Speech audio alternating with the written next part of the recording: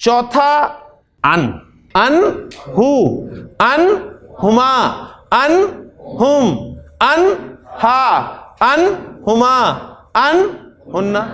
हजरत अबू बकर रजी अल्लाह ताला अन्हु, अन्हु।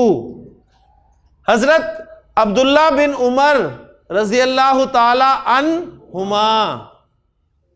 अन्हुमा क्यों कहा? कि बाप भी सहाबी, बेटा भी सहाबी, तो अन्हुमा।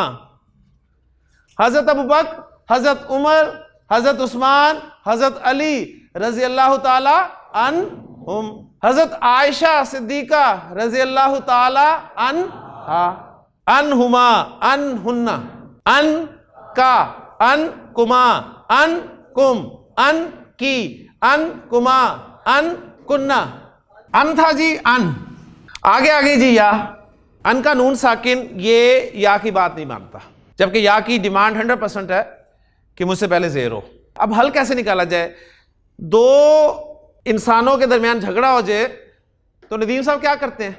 सुलह सफाई कराते हैं ना। तो सुलह सफाई के लिए कोई तीसरा आता है, ठीक है, सालिस जिसे हम कहते हैं, वो तीसरा आ जाता है। और आपको यह भी अंदाजा होगा कि कुछ ऐसे तीसरे होते हैं जो हर जगह आ जाते हैं।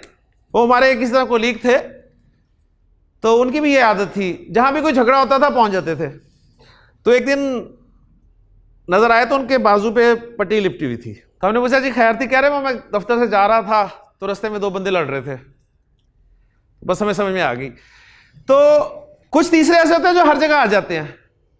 तो अब नोट कर लें, अरबी ग्रामर में जब भी दो के दरमियान झगड़ा होगा ना तो तीसरा जरूर आएगा, और वो तीसरा वही होगा जो हर जगह आएगा और अपना हाथ उड़वाएगा। वो होगा जी नून। एक नून साहब आएंगे बीच में, ये कहेंगे जी हाँ जी क्या मसला है? अन कहेगा जी मैंने अपने नून साकिन को जेर नहीं देनी, या कहेगी कि मुझे जेर चाहिए। तो हाथ किसका टूटेगा? नून का। तो नून जो है वो दरमियान वाला, उस पे जेर आ जाएगी जी। तो एक नून साकिन और एक नून जेर वाला मिलके क्या बन गया? अनशद वाला बन गया। और दूसरे नून की जेर लगा दी और या मुतकल्लिम आ गई साकिन, तो ये बन गया अन नी, अन नी, अन नी। और ये क्या बन गया जी? अन ना। ये सिंपल ही है, अन ना। वो नून शद के साथ ही लिखा जाएगा, इसलिए कि दो नून आ रहे हैं, लेकिन उसमें वो नून साहब नहीं आए, ठीक है। इसका नून का नाम यहां से बोला गया है नून विकाया। तो बस ये नून साहब आप याद रख लें, जब आगे जाएंगे तो विकाया शिकाया याद कर लेंगे।